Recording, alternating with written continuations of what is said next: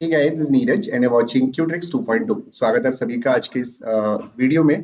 तो इस ये जो सीरीज मैंने स्टार्ट कर रहा हूँ, इस सीरीज में हम लोग जितने हमारे जो डीएलएड के एस्पिरेंट सेलेक्टेड हैं उनमें से कई सारे बच्चों तक पहुंचने की कोशिश करेंगे और उनसे जानेंगे कि उनकी जो सक्सेस की जर्नी रही, जो डीएलएड की उन्होंने प्रिपरेशन स्टार्ट करी, फिर उसके बाद उन्होंने सिलेक्शन लिया, इस जर्नी में उन्होंने क्या क्या किया, कैसे कैसे पढ़ाई करी, क्या क्या उनका मोटिवेशन रहा, ये सब जानने की कोशिश करेंगे।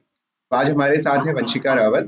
इन्होंने डीएलएड का जो इस बार रिजल्ट आया उसमें 26 रैंक साइंस कैटेगरी में हासिल की है।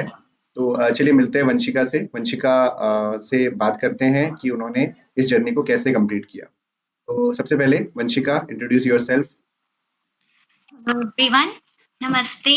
मेरा नाम वंशिका रावत है और अभी जो डीएलएड एंट्रेंस एग्जाम 2022-2023 सेशन का जो रिजल्ट आया है 26 मार्च को, उसमें मैंने 26th रैंक को सिक्योर किया है and I have been fortunated enough to get selected as DElEd trainee and diet.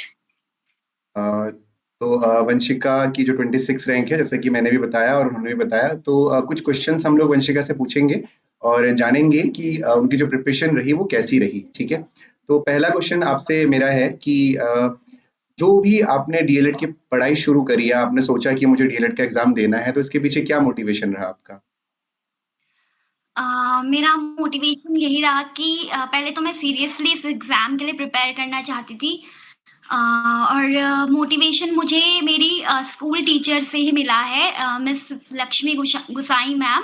वो अभी अल्मोड़ा में पोस्टेड हैं और उन्होंने मेरी बहुत ज़्यादा हेल्प की, मुझे इस एग्ज़ाम के बारे में बताया और मतलब एक सक्सेसफुल टीचर का वो एग्ज़ाम्पल है अभी, तो उनसे मुझे बहुत ज़्यादा मोटिवेशन मिला है। That's great. नेक्स्ट क्वेश्चन मेरा आपसे ये है कि जो आपने जो जो आपने सिलेक्शन लिया है या आपने इतना अच्छा स्कोर किया है आपके एग्जाम में, तो डेफिनेटली पढ़ाई आपने बहुत अच्छे से करी होगी। तो मेरा आपसे जो क्वेश्चन है वो ये है कि आप जैसे एग्जाम हम सबको पता है कि 30 नवंबर 2024 को एग्जाम था, तो उससे कितना पहले आपने प्रिपरेशन स्टार्ट करी? मैंने प्रिपरेशन तो जनवरी 2024 से स्टार्ट कर दी थी, पर वो प्रिपरेशन इतना ज़्यादा डायरेक्शन में नहीं जा रही थी क्योंकि एक तो फॉर्म्स नहीं आए थे, तो कोई भी एस्पिरेंट जो होता है उसके लिए सबसे ज़्यादा ज़रूरी है ये जानना कि जिस चीज़ का वो प्रिपरेशन कर रहा है उसकी गारंटी है कि उसके फॉर्म्स आएँगे या नहीं।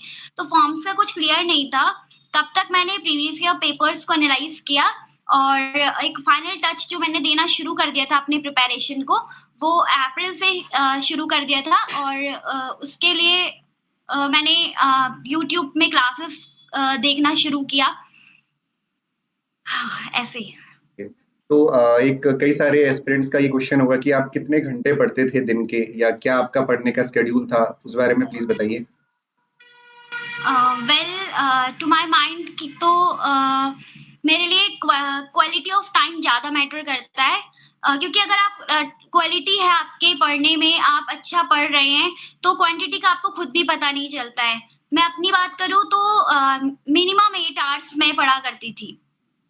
ओके, मिनिमम 8 आवर्स आप पढ़ा करती थी। तो जो डीएलएड के सब्जेक्ट है, हमारे पास 4 सब्जेक्ट है, हम सबको पता है। मैथ्स है, रीजनिंग है, टीचिंग एप्टीट्यूड है और आपका जीके जीएस है। तो इन चारों सब्जेक्ट्स में कैसे आपने अपनी कमांड बनाई, कैसे आपने अच्छा स्कोर किया, ब्रीफ में प्लीज थोड़ा सा बताइए। मैथ्स के लिए और रीजनिंग के लिए तो मैं कहना चाहूँगी कि आप ज़्यादा से ज़्यादा प्रैक्टिस करिए, ज़्यादा से ज़्यादा क्वेश्चंस को लगाइए क्योंकि ज़्यादा से ज़्यादा क्वेश्चंस लगाएँगे तो आपको अपने आप कॉन्फिडेंस मिलता रहेगा। और जीके जीएस का मैं बात करूँ तो मैंने अरिहंत का एक बुक खरीदा था बट वो इतना ज़्यादा इफ़ेक्टिव नहीं है। उसके लिए आप क्यूट्रिक्स ऐप को जॉइन कर सकते हैं। वहाँ पे आपको प्रैक्टिस सीरीज़ मिलेगी, मॉक टेस्ट मिलेंगे और प्रैक्टिस सीरीज़ से बहुत अच्छा प्रैक्टिस हो सकता है जीके जीएस का और टीचिंग एप्टीट्यूड का भी। ज़्यादा से ज़्यादा क्वेश्चंस लगाइए टीचिंग एप्टीट्यूड के लिए। ओके, बहुत बढ़िया। तो मैं अब अगला क्वेश्चन मेरा आपसे ये रहेगा कि डेफिनेटली आपने सिलेक्शन लिया है, तो पढ़ाई क्यूट्रिक्स से करी है, तभी ये वीडियो क्यूट्रिक्स के प्लेटफॉर्म पे आ भी रहा है। तो क्यूट्रिक्स का क्या रोल रहा, क्या हमारी तरफ से आपको मदद की गई, ये प्लीज बच्चों को आप बताइए। क्यूट्रिक्स का अपना बहुत ही ज़्यादा इम्पोर्टेंट रोल है इस जर्नी में मेरी। और जैसे कि हम सभी जानते हैं कि कोई भी एग्ज़ाम अगर आपको क्रैक करना है तो उसका प्रोसीजर जो होता है वो 3 लेवल का होता है। Learning uh, learning, practice and mock test. Learning के लिए आप सिलेबस को अच्छे से कवर करिए। मैंने अपना बताऊँ तो मैंने यूट्यूब से सिलेबस को कवर किया था। सर के सारे वीडियोज़ देखे थे। सर ने मतलब एक-एक चैप्टर करके हर चीज़ को कवर किया हुआ है, तो सिलेबस को पहले सबसे पहले पढ़िए। फिर जब आप किसी चीज़ को पढ़ लेते हैं, तो आपको कॉन्फिडेंस देने के लिए उसकी प्रैक्टिस ज़रूर करनी चाहिए। तो प्रैक्टिस के लिए और मॉक टेस्ट के लिए आप क्यूट्रिक्स ऐप को जॉइन कीजिए। क्यूट्रिक्स में आपको प्रैक्टिस सीरीज़ में इतने क्वेश्चन्स मिलेंगे कि आपको मतलब क्वेश्चन्स याद तक होने लग जाएँगे और सॉल्यूशन बिल्कुल क्योंकि मैंने ऐसा देखा है कि एग्ज़ाम हॉल में जब आप जाते हैं, तो भले ही आपका प्रिपरेशन बहुत अच्छा रहा हो, लेकिन कॉन्फिडेंस तब आता है जब आपने प्रैक्टिस बहुत ज़्यादा की हो। और थर्ड थिंग है मॉक टेस्ट। मॉक टेस्ट ज़्यादा से ज़्यादा लगाइए क्योंकि वो एग्ज़ाम प्रेशर को डील करने में बहुत हेल्प करते हैं। बहुत ही इम्पोर्टेंट रोल है मॉक टेस्ट का। मैंने 15 मॉक टेस्ट लगाए थे एग्ज़ाम हॉल में जाने से पहले। बहुत बढ़िया। तो आपसे देखिए जब हम एक जर्नी हमारी सिलेक्शन की होती है, किसी एग्ज़ाम की हम प्रिपरेशन करते हैं, तो हमें बहुत ज़्यादा अप्स एंड डाउन देखने पड़ते हैं। तो इसमें बहुत सारे लोगों का हाथ होता है जो हमारे पीछे सपोर्टिव रोल प्ले करते हैं। तो इसमें आप अपने सिलेक्शन का क्रेडिट किसे देना चाहोगे? Well, for this journey and for this success, I am highly grateful to everyone, to all the people who were around me, who gave me positive hopes, who gave me energy, and who gave me motivation.